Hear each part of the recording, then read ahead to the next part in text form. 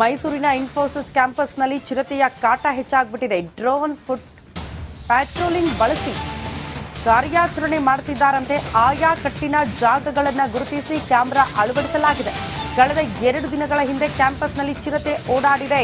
ಸ್ಥಳಕ್ಕೆ ಅರಣ್ಯ ಇಲಾಖೆ ಅಧಿಕಾರಿಗಳು ಭೇಟಿ ಕೊಟ್ಟಿದ್ದಾರೆ, ಪರಿಶೀಲನೆ ಮಾಡುತ್ತಿದ್ದಾರೆ. ಈಗ ಕಾರ್ಯಾಚರಣೆ ಕೂಡ ಪ್ರಾರಂಭ ಆಗಿದೆ.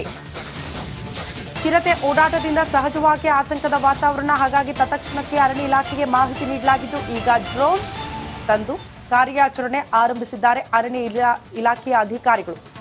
ಅಲ್ಲಿಗೆ ಆಪರೇಷನ್ ಚೀತಾ ಸಕ್ಸಸ್ ಆಗುತ್ತಾ? ಇದು ಪ್ರಶ್ನೆ ಇದೆ. ನಿರಂತರವಾಗಿ ಕಾರ್ಯಾಚರಣೆಯಂತೂ ಇನ್ಫೋಸಿಸ್ ಕ್ಯಾಂಪಸ್ನಲ್ಲಿ ಆಗ್ತಾ ಇದೆ ಅನ್ನೋದರ ಡೀಟೇಲ್ಸ್ ಸಿಗ್ತಾ ಇದೆ.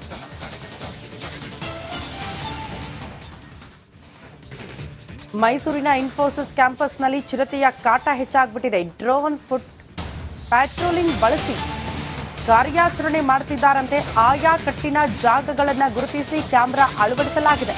ಕಳೆದ 2 ದಿನಗಳ ಹಿಂದೆ ಕ್ಯಾಂಪಸ್ನಲ್ಲಿ ಚಿರತೆ ಓಡಾಡಿದೆ. ಸ್ಥಳಕ್ಕೆ ಅರಣ್ಯ ಇಲಾಖೆ ಅಧಿಕಾರಿಗಳು ಭೇಟಿ ಕೊಟ್ಟಿದ್ದಾರೆ, ಪರಿಶೀಲನೆ ಮಾಡುತ್ತಿದ್ದಾರೆ. ಈಗ ಕಾರ್ಯಾಚರಣೆ ಕೂಡ ಪ್ರಾರಂಭ ಆಗಿದೆ. ಚಿರತೆ ಓಡಾಟದಿಂದ ಸಹಜವಾಗಿ ಆತಂಕದ ವಾತಾವರಣ, ಹಾಗಾಗಿ ತತ್ಕ್ಷಣಕ್ಕೆ ಅರಣ್ಯ ಇಲಾಖೆಗೆ ಮಾಹಿತಿ ನೀಡಲಾಗಿದ್ದು ಈಗ ಡ್ರೋನ್ ತಂದು ಕಾರ್ಯಾಚರಣೆ ಆರಂಭಿಸಿದ್ದಾರೆ ಅರಣ್ಯ ಇಲಾಖೆಯ ಅಧಿಕಾರಿಗಳು.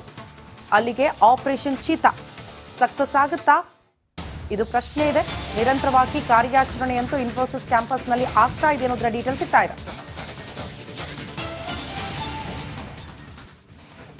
ಬೆಂಗಳೂರಿನಲ್ಲಿ ಪಾಳು ಬಿದ್ದಿದೆ ಈ ಟಾಯ್ಲೆಟ್ಗಳು. ತೆರಿಗೆ ನಮ್ದು, ಹಾಳು ಮಾಡಿದ್ದು ಮಾತ್ರ ಸರ್ಕಾರ.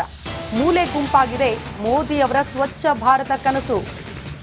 ಬಿಬಿಎಂಪಿ ವಿರುದ್ಧ ಸಿಲಿಕಾನ್ ಸಿಟಿ ಮಂದಿ ಆಕ್ರೋಶ ವ್ಯಕ್ತಪಡಿಸುತ್ತಿದ್ದಾರೆ. 2014ರಿಂದ 2017ರ ತನಕ 9 ಕೋಟಿ ವೆಚ್ಚದಲ್ಲಿ ಈ ಟಾಯ್ಲೆಟ್ಗಳನ್ನು ನಿರ್ಮಿಸಲಾಗಿದೆ. ಪಾಳು ಬಿದ್ದಿದೆ ಕೋಟಿ ವೆಚ್ಚದಲ್ಲಿ ನಿರ್ಮಾಣವಾಗಿದ್ದ ಈ ಟಾಯ್ಲೆಟ್ಗಳು. ತೆರಿಗೆ ನಮ್ದು, ಹಾಳು ಮಾಡೋದು ಮಾತ್ರ ಸರ್ಕಾರ. ಹಾಗಾಗಿ ಸಿಲಿಕಾನ್ ಸಿಟಿ ಜನ ಆಕ್ರೋಶವನ್ನು ವ್ಯಕ್ತಪಡಿಸುತ್ತಿದ್ದಾರೆ. ಯಾರ್ದೋ ದುಡ್ಡು ಎಲ್ಲ ಮುಂದೆ ಜಾತ್ರೆ ಅಂತಾರಲ್ಲ, ಹಾಗಾಗಿದೆ. ನಮ್ಮ ದುಡ್ಡು ಪೋಲಾದ್ರೆ ಸರ್ಕಾರಕ್ಕೇನು ಅನ್ನೋ ರೀತಿಯಲ್ಲಿ ಕಾಣಿಸುತ್ತೆ ಈ ಟಾಯ್ಲೆಟ್ಗಳು. ಸ್ವಚ್ಛ ಭಾರತದ ಅಭಿಯಾನದಡಿ 2014ರಿಂದ 2017ವರೆಗೂ ಬೆಂಗಳೂರಿನಲ್ಲಿ 169ಕ್ಕೂ ಹೆಚ್ಚಿನ ಈ ಟಾಯ್ಲೆಟ್ಗಳನ್ನು ನಿರ್ಮಾಣ ಮಾಡಲಾಗಿತ್ತು. ಆದರೆ ಅವುಗಳ ಚಿತ್ರಣ ಈ ಸದ್ಯದ ಮಟ್ಟಿಗೆ ಹೇಗಿದೆ? ಅವುಗಳ ನಿರ್ಮಾಣವಾಗಿ ಬರೀ 10 ವರ್ಷ ಮಾತ್ರ ಆಗಿದೆ. ಆದರೆ ಅದರ ದುಸ್ಥಿತಿಯ ಚಿತ್ರಣವನ್ನು ಕ್ಯಾಮರಾ ಪರ್ಸನ್ ಕಾಂತರಾಜ್ ನಿಮಗೆ ತೋರಿಸ್ತಾ ಇದ್ದಾರೆ. ಇಂತಹ ಈ ಟಾಯ್ಲೆಟ್ಗಳನ್ನು ನಗರದಲ್ಲಿ 169 ಟಾಯ್ಲೆಟ್ಗಳನ್ನು ನಿರ್ಮಾಣ ಮಾಡಲಾಗಿತ್ತು. ಒಂದೊಂದು ಈ ಟಾಯ್ಲೆಟ್ಗೆ ಕನಿಷ್ಠ ಪಕ್ಷ 5.5 ಲಕ್ಷ ವೆಚ್ಚವನ್ನು ಅಳವಡಿಸಲಾಗಿತ್ತು, ಅದು ತಗಲಿತ್ತು. ಅದರ ಜೊತೆಗೆ 169 ಟಾಯ್ಲೆಟ್ಗಳಿಗೆ ಸುಮಾರು 9.5 ಕೋಟಿ ರೂಪಾಯಿಯನ್ನು ವ್ಯಯಿಸಲಾಗಿದೆ. ಆದರೆ ಅವುಗಳ ದುಸ್ಥಿತಿ ಈಗಾಗಲೇ ನಾವು ನೋಡ್ತಾ ಇದ್ದೇವೆ. ಸ್ವಚ್ಛ ಬೆಂಗಳೂರು, ಸ್ವಚ್ಛ ಭಾರತ ಕನಸು ಈಗ ಭಗ್ನವಾಗಿರುವಂಥದ್ದು. ಅದು ಕೇವಲ 10 ವರ್ಷಗಳಲ್ಲಿ ಪ್ರಧಾನಿ ನರೇಂದ್ರ ಮೋದಿರವರ ಮಹತ್ವಾಕಾಂಕ್ಷೆಯ ಯೋಜನೆ ಇದಾಗಿತ್ತು. ಬಹಿರ್ದೆಸೆ ನಿಲ್ಲಬೇಕು, ನಗರದ ರಸ್ತೆಗಳು ಶುದ್ಧವಾಗಿರಬೇಕು, ಮಹಿಳೆಯರಿಗೆ ಅನುಕೂಲವಾಗುವಂಥ ನಿಟ್ಟಿನಲ್ಲಿ ಇಂತಹ ಈ ಟಾಯ್ಲೆಟ್ಗಳನ್ನು ನಾವು ಬಳಸಬೇಕು. ಸೊ ದಟ್ ಸೆಲ್ಫ್ ವಾಟರಿಂಗ್ ಇರುತ್ತೆ, ಅದರ ಜೊತೆಗೆ ಹೆಚ್ಚಿನ ಭದ್ರತೆ ಇರುತ್ತೆ, ಎಲ್ಲಿ ಬೇಕಾದರೂ ಅದನ್ನು ಟ್ರಾನ್ಸ್ಪೋರ್ಟ್ ಮಾಡ್ಬೋದು ಅನ್ನೋ ನಿಟ್ಟಿನಲ್ಲಿ ಈಗ ಅದನ್ನು ನಿರ್ಮಾಣ ಮಾಡಲಾಗಿತ್ತು. ಆದರೆ ಕೇವಲ 10 ವರ್ಷದಲ್ಲಿ ಇವುಗಳ ಸ್ಥಿತಿಯನ್ನು ಯಾವ ರೀತಿ ಹಾಳಾಗಿದೆ ಅದನ್ನು ನಾವು ನೋಡ್ತಾ ಇದ್ದೀವಿ. ಜೊತೆಗೆ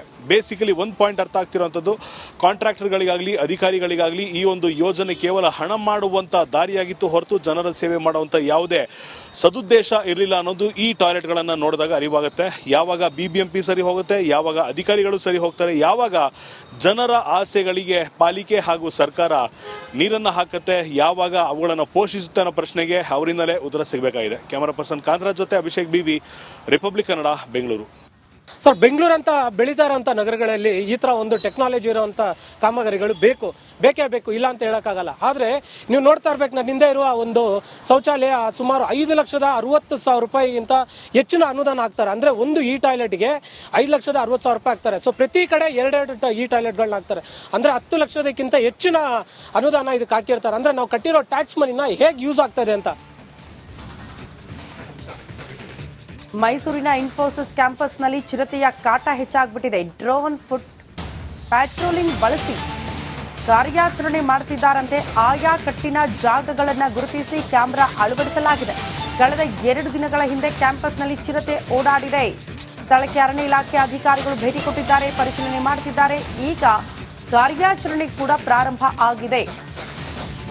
ಚಿರತೆ ಓಡಾಟದಿಂದ ಸಹಜವಾಗಿ ಆತಂಕದ ವಾತಾವರಣ. ಹಾಗಾಗಿ ತತ್ಕ್ಷಣಕ್ಕೆ ಅರಣ್ಯ ಇಲಾಖೆಗೆ ಮಾಹಿತಿ ನೀಡಲಾಗಿದ್ದು ಈಗ ಡ್ರೋನ್ ತಂದು ಕಾರ್ಯಾಚರಣೆ ಆರಂಭಿಸಿದ್ದಾರೆ ಅರಣ್ಯ ಇಲಾಖೆಯ ಅಧಿಕಾರಿಗಳು. ಅಲ್ಲಿಗೆ ಆಪರೇಷನ್ ಚೀತಾ ಸಕ್ಸಸ್ ಆಗುತ್ತಾ? ಇದು ಪ್ರಶ್ನೆ ಇದೆ. ನಿರಂತರವಾಗಿ ಕಾರ್ಯಾಚರಣೆಯಂತೂ ಇನ್ಫೋಸಿಸ್ ಕ್ಯಾಂಪಸ್ನಲ್ಲಿ ಆಗ್ತಾ ಇದೆ ಅನ್ನೋದರ ಡೀಟೇಲ್ಸ್ ಸಿಗ್ತಾ ಇದೆ.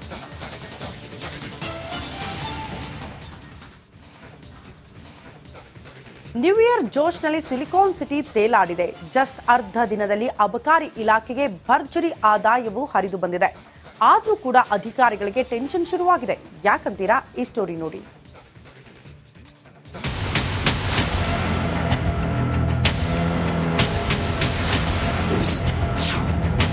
ನ್ಯೂ ಇಯರ್ಗೆ ಮದ್ಯಪ್ರಿಯರು ಜಾಲಿ ಜಾಲಿ. 2025 ಹೊಸ ವರ್ಷವನ್ನ ಸಿಲಿಕಾನ್ ಸಿಟಿ ಮಂದಿ ಗ್ರ್ಯಾಂಡ್ ಆಗಿ ವೆಲ್ಕಮ್ ಮಾಡ್ಕೊಂಡಿದ್ದಾರೆ. ಕುಡಿದು ತಿಂದು ಕುಪ್ಪಳಿಸಿದ್ದಾರೆ. ಇದು ಸರ್ಕಾರದ ಬೊಕ್ಕಸಕ್ಕೆ ಕೋಟಿ ಕೋಟಿ ಆದಾಯವನ್ನ ತಂದುಕೊಟ್ಟಿದೆ. ಹೊಸ ವರ್ಷಾಚರಣೆಯ ಸಂದರ್ಭದಲ್ಲಿ ಬರೋಬ್ಬರಿ 308 ಕೋಟಿ ರೂಪಾಯಿ ಮದ್ಯ ಮಾರಾಟವಾಗಿದೆ.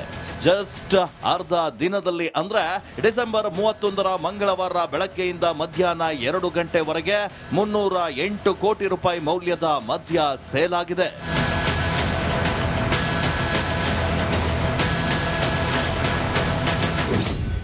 ಐಎಂಎಲ್ 4,83,715 ಲಕ್ಷ ಬಾಕ್ಸ್ ಮಾರಾಟದಿಂದ 250.25 ಕೋಟಿ ರೂಪಾಯಿ ಆದಾಯ ಸಂಗ್ರಹವಾಗಿದೆ. ಬಿಯರ್ 2,92,339 ಲಕ್ಷ ಬಾಕ್ಸ್ ಮಾರಾಟದಿಂದ 57.75 ಕೋಟಿ ರೂಪಾಯಿ ಆದಾಯ ಹರಿದು ಬಂದಿದೆ. ಒಟ್ಟು 7,76,042 ಲಕ್ಷ ಬಾಕ್ಸ್ ಮದ್ಯ ಮಾರಾಟದಿಂದ ಒಟ್ಟು 308 ಕೋಟಿ ರೂಪಾಯಿ ಆದಾಯ ಬಂದಿದೆ. ಅಬಕಾರಿ ಇಲಾಖೆ ಖಜಾನೆಗೆ ಕಿಕ್ ಕೊಡದ ಮದ್ಯ. ಇನ್ನು ಹೊಸ ವರ್ಷಕ್ಕೆ ಅಬಕಾರಿ ಇಲಾಖೆಯ ಖಜಾನೆಗೆ ಮದ್ಯ ಕಿಕ್ ಕೊಟ್ಟಿಲ್ಲ. 2024ರ ಜನವರಿ 1ರಿಂದ 2024ರ ಡಿಸೆಂಬರ್ 31ರವರೆಗಿನ ಕ್ಯಾಲೆಂಡರ್ ಇಯರ್ನಲ್ಲಿ ಮದ್ಯ ಮಾರಾಟ ಕುಸಿತಗೊಂಡಿದೆ. 2023ಕ್ಕೆ ಹೋಲಿಕೆ ಮಾಡಿದ್ರೆ ಐಎಂಎಲ್ 3 ಲಕ್ಷಕ್ಕೂ ಅಧಿಕ ಮಾರಾಟ ಕುಸಿತವಾಗಿದೆ. ಇದು ಅಬಕಾರಿ ಇಲಾಖೆಯ ನಿದ್ದೆಗೆಡಿಸಿದ್ದು, ಹಣಕಾಸು ವರ್ಷದಲ್ಲಿ 35,000ದಿಂದ 40,000 ಕೋಟಿಯ ಟಾರ್ಗೆಟ್ ಅನ್ನ ಸರ್ಕಾರ ಕೊಟ್ಟಿತ್ತು. ಸದ್ಯ ಮದ್ಯ ಮಾರಾಟ ಕುಸಿತವಾದರೆ ಗುರಿ ತಲುಪುವುದೇಕೆ ಅನ್ನೋ ಆತಂಕ ಅಧಿಕಾರಿಗಳಿಗೆ ಕಾಡಲಾರಂಭಿಸಿದೆ. ದೀಪ್ತಿ ತೋಳ್ಪಾಡಿ, ರಿಪಬ್ಲಿಕ್ ಕನ್ನಡ, ಬೆಂಗಳೂರು.